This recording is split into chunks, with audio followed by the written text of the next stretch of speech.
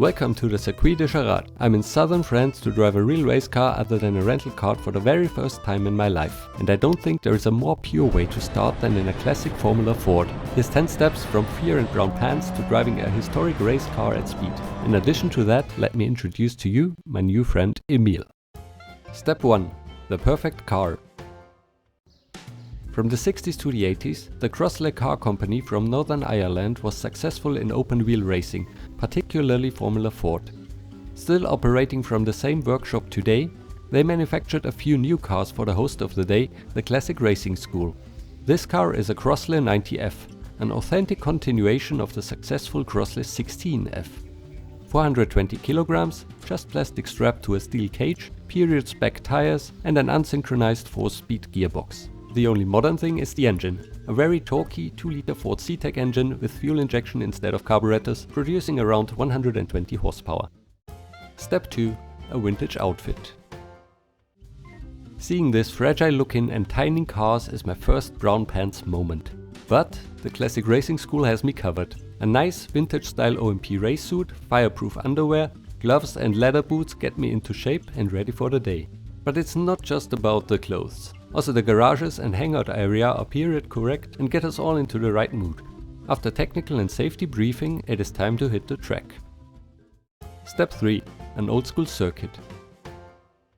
The first session is started driving slowly behind the instructor to learn the basic operation of the car and the racing line. Let me introduce you to the Circuit de Charade, an absolute gem and a relic of the past, even though it was reconfigured in 1989 after several severe incidents. Ignore my giant head, in later sessions I will find a lower seating position and you will see what I am doing. Surprisingly I don't stall, but the unsynchronized gearbox is a challenge. It is hard for me to upshift in the beginning and even harder to downshift without any heel and toe experience. We are told to keep it in third for the first session and focus on the racing line, so I do just that. We start out of the pit lane on a section that was also a part of the old track, and into a totally terrifying turn 1. A high-speed banked and bumpy left-hander with no runoff at all. This is one of the two really scary corners for me. I cannot imagine driving an F1 car with more than triple the power, with aero but the same lousy safety features through here. Then we approach a short straight, where the old track went on uphill, up to the village of Charade and around the old volcano on a roller coaster ride.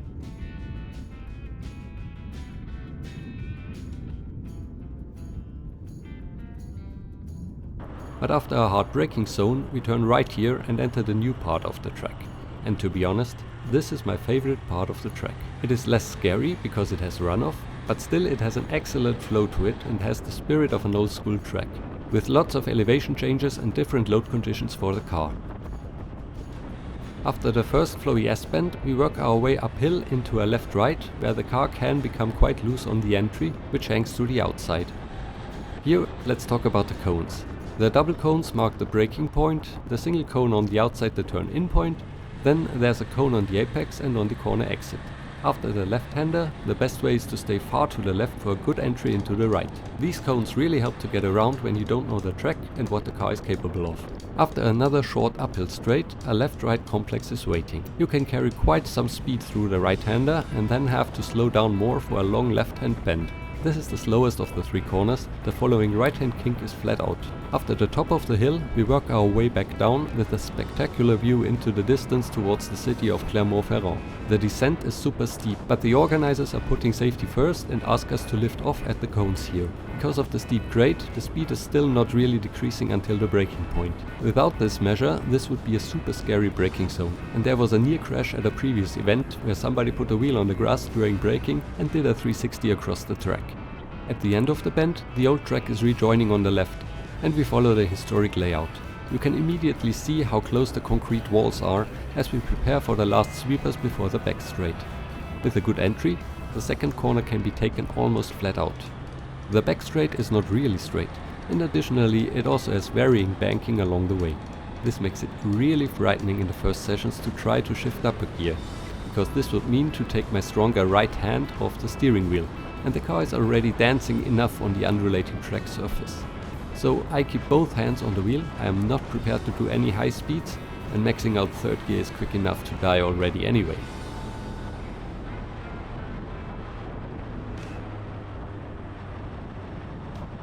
Another heavy braking zone at about the lowest point on the track leads us into a semi-slow long left-hander.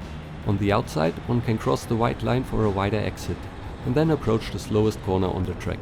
A very tight uphill hairpin with a strange entry.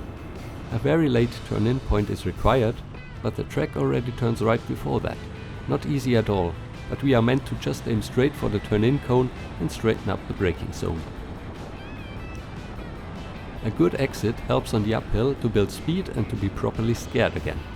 Minimal lift off into a left-hand kink, going hopefully straight over a crest with a suddenly very light car, and then into a very long, fast, bumpy right-hander, with the walls always waiting to catch you. The inside is particularly scary and closed off with cones.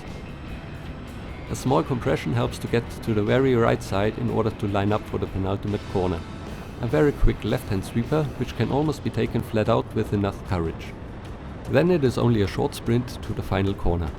The braking point is nicely marked by a huge bump across the track. Don't brake before it, else lockups are guaranteed. Brake immediately after it and aim straight for the turn-in cone. The last slowish right-hand curve leads towards the finish, where we go for a quick stop to see if everybody feels alright in the car.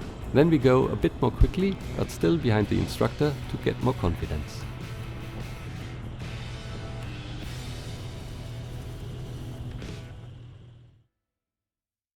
Step 4. A reality check. After the slow instructed session, it is time to go out on our own. And suddenly, there I am, an empty track ahead, alone in my plastic bathtub between concrete walls, with no idea about what a car or I can do. And still with a few wet patches on the road from the midnight rainfall. These are the first meters on my own on unknown ground. Okay, as I'm part of the sim racing elite, I didn't come unprepared. For $10 you can get the exact car and track combo in Race Room, and even some cones on track. So to learn the circuit, I bought that and did 10 laps, just to have a rough idea of what will wait for me. But then I told myself to stop. I was concerned that I might become overly confident. Knowing the layout of the track definitely helped. Although it is a short track, there are 18 corners to memorize. But back to reality. The comfort of the sim racing seat is gone. Suddenly everything is shaking. You are exposed to the wind, the bumps, the G-forces. You are sitting a few inches above ground and everything feels so raw and unfiltered. The morning sun is blinding you. You are scared. You leave meters of space between you and the track boundaries, just to have some margin for survival. Smooth operation of the steering wheel, just not to induce any turn-in oversteer. The downhill section, the one where someone had that massive spin. Take it slow, lift off slowly and carefully, not to cause any harm. Still, I'm probably going too quick. That's what I think as I already reel in another car. It's Andrea. Some of you might know him as Norman Vauxhall. He is the one to blame that I'm sitting here. He made me aware of the classic racing school and talked me into it. Overtaking is prohibited unless the leading driver raises their arm in true Grand Prix Legends spirits. Andrea does it, so a friendly and pretentiously confident wave as I pass onto the back straight. Building speed. The car is wandering all over the bank track. Too afraid to take a hand off the wheel and try to shift into fourth. What if I accidentally hit second, lock up the rear wheels and spin into the wall? Nah, not yet. I notice that I'm not driving well, and not driving quick, but maybe that's okay. Most likely I'm still too quick for my current confidence in myself and the car. In the end, I survived the first session. What a humbling experience. A reality check. But still captivating and fun.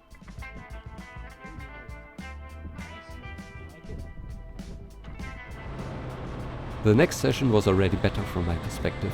We were told not to push yet. Focus on the line and on the braking.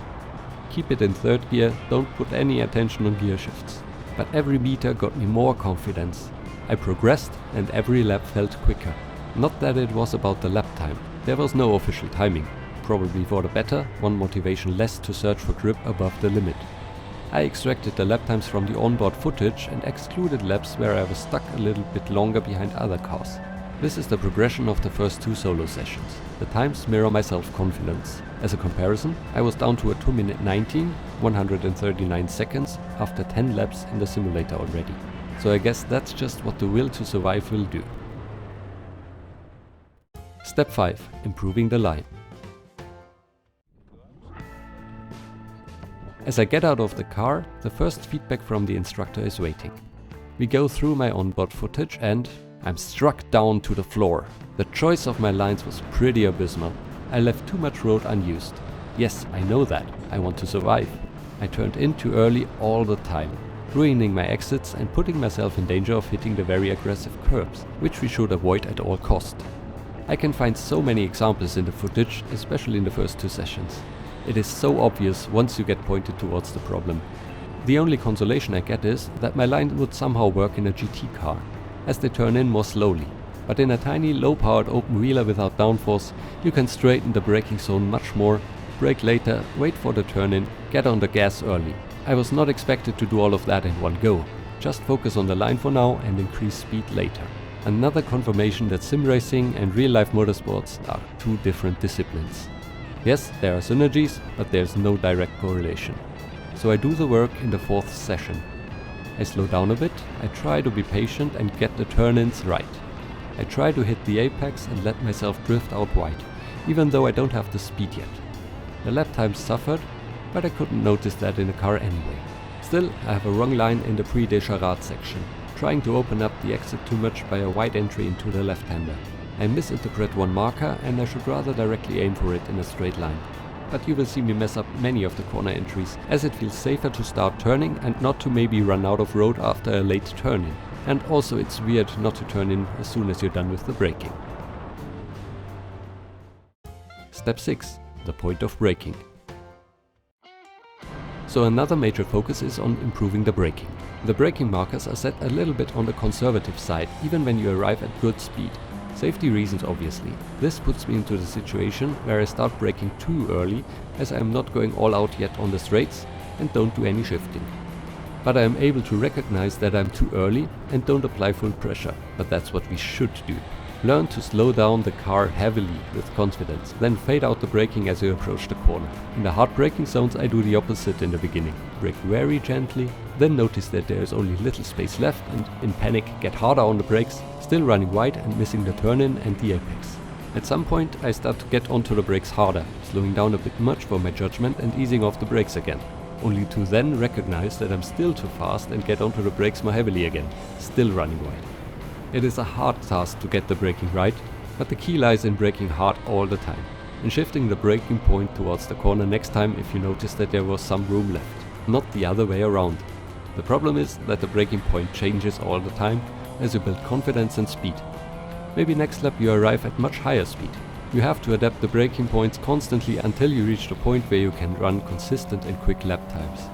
For me this means to pick up the pace again and to increase my speed. Step 7. The sensation of a gear shift. Overall I am making good progress in the 4th session. I even feel comfortable enough to shift up into 4th on the back straight. This is a big step for me, as I have had huge issues shifting up and especially down in the beginning. A few nice examples here, which do hurt me quite a bit to watch.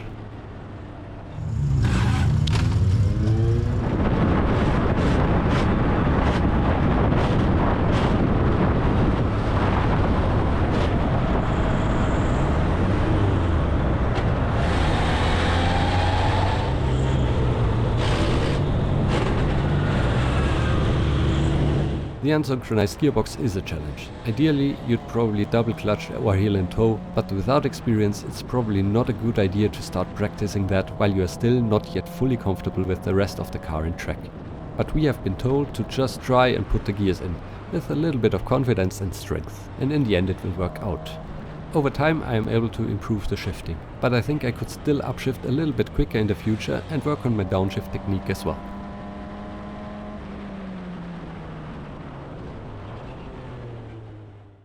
Step 8. Finding the limit. As I become more or less comfortable shifting the gears while steering the car with the left hand only, I am able to search for gains in speed again. It is still not 100% clear to me which gear is the best in which corner, so I discuss it with my instructor before the session. The guidance is to shift to 2nd at turn 2, up to 3rd in the downhill, to 4th on the back straight, then back to 3rd at the end of it, to 2nd before the hairpin, up to third after it. I still experiment a bit on my own in session 5, but the proposed flow is easy to handle and does not overwhelm you with the number of shifts. It may be that shifting down to second a bit more and earlier can yield small gains in lap time, but this is not the point while I still have so many other areas to improve. Overall, the second part of session 5 after a red flag caused by a mechanical issue is my favorite part to watch, as I only have limited traffic and am able to reel in a few cars. And I have a nice seating position so you can see a bit better what I'm doing at the wheel and at the gear stick. I also managed to run into a few situations where I overdo it a little bit, but I am able to catch the car and stay in control. So I know that I'm approaching the limit already, at least in a few corners. A few examples here.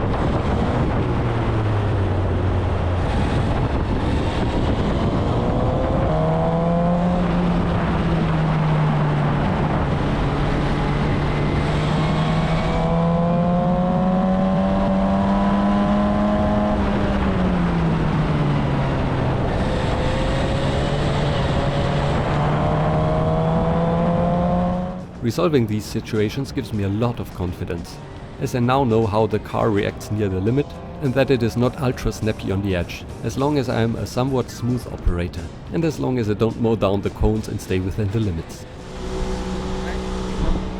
Remember, here it's more smaller.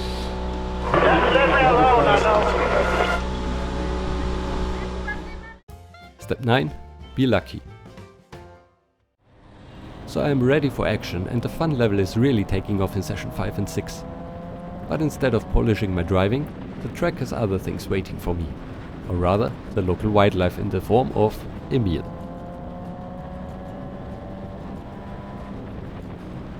This doesn't look good. I have my eyes on the leading car, I have almost no time to react. Emil just runs full speed over the track while I'm doing around 120 or 130 kilometers an hour. In the heat of the moment, I am super safe that I hit him. I didn't feel anything in the steering wheel or in general. I didn't hear anything, but the trajectory was perfect to result in a pancaked squirrel. It completely threw me off, and the following laps are slow, as I don't hit my marks again, and I have different things in my head. I really didn't want to hurt him. During the next laps, I'm checking the track surface and the grass strip next to the wall for a wounded or pancakey Emil, but there's nothing. So is he alive and well? As I didn't see anything, I was somewhat confident after the session.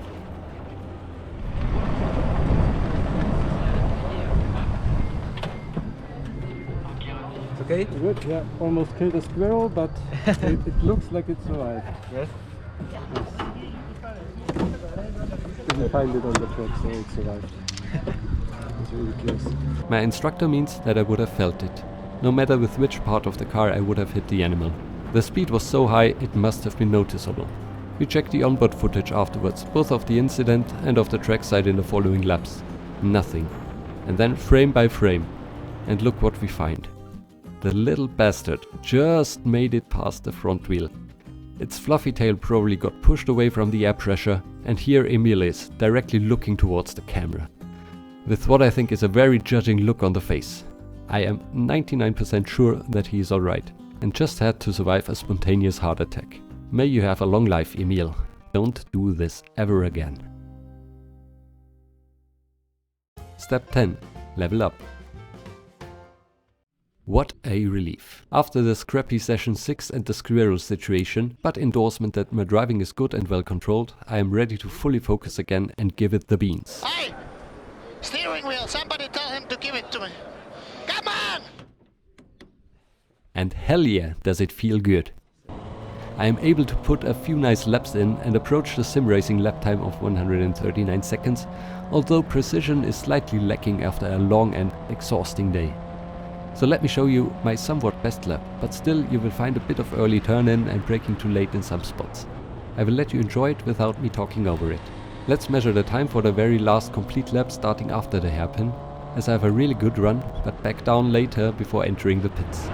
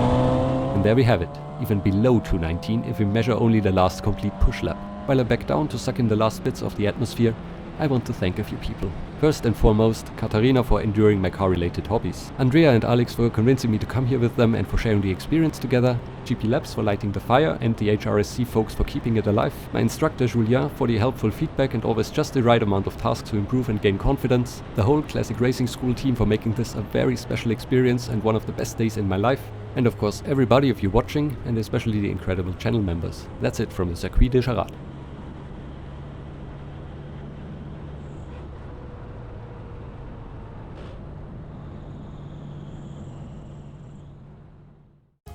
The aftermath. The following day, as the adrenaline was gone, my whole unexercised body hurt, and my perception of motorsport has changed. The people who got into these and F1 cars with more than triple their power and raced them against each other are absolutely mental. But once I saw the photos and the onboard footage, I was back to my normal, and I want to do it again. I have overcome my fear, which I had as soon as I saw the car and did the first meters on this track. I learned to crawl, to walk and to run with the car, but cannot sprint yet. I am still 6 seconds off a very quick lap by Vincent Beltoise I found on the school's YouTube channel. So with better shifting and braking and less lifting in the downhill, I still have some room for improvement. But this was my very first experience in a race car. The car and I are in one piece. So I'm pretty happy with how I did. I can only recommend this experience.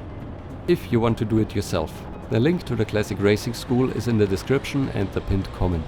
I paid for this day myself. It comes at a significant price and I'm not sponsored by the Classic Racing School. So unfortunately there is no special deal for you. But if I convinced you and if you enjoyed this video, you can help me for free to reduce the price for my next visit. I would love to be able to do this again, and would really appreciate your help. So please contact me for my referral information before you book. You'll find me on my Discord server or my email in the comments and description, also to answer any questions you may have. For those who stayed all the way to the end, I uploaded the full last 3 sessions as one video without mid-roll ads and commentary, so you get to see the pure experience. Feel free to check it out if you're interested. The video is not listed and only accessible through the link on the end screen on this video. And for those who are new to my channel, maybe my other content is interesting to you as well. I will also link my most successful playlist, where I manage a fictional light sports car company and engineer and design the cars throughout history. Thanks again for your incredible support. Please like, comment, subscribe if you want to help me out once more. It has been a wild ride until 10,000 subscribers, and I am looking forward to wherever this is going. Have a great day wherever you are, and bye bye.